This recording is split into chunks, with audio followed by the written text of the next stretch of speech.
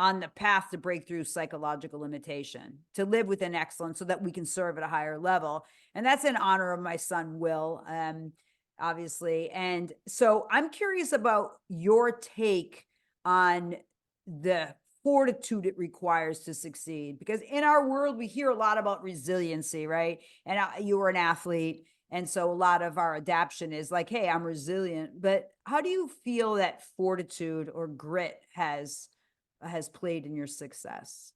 You know, my thoughts on this subject continue to change, and they get updated over time as I consume more information and as I experience more as a business owner and as a husband and soon to be dad and all of those things, right? A friend, a son, all of it. Here's where I am today.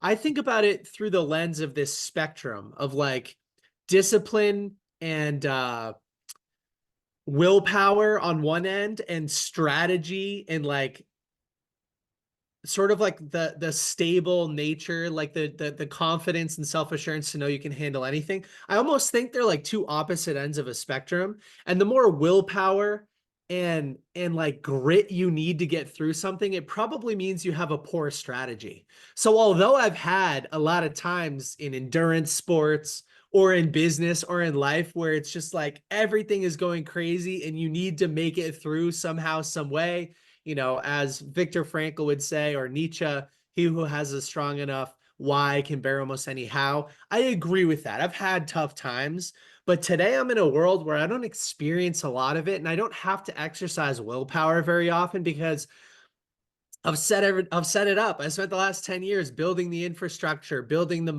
sort of the mindfulness and the headspace. I expect difficulty as part of the process, so it doesn't surprise me.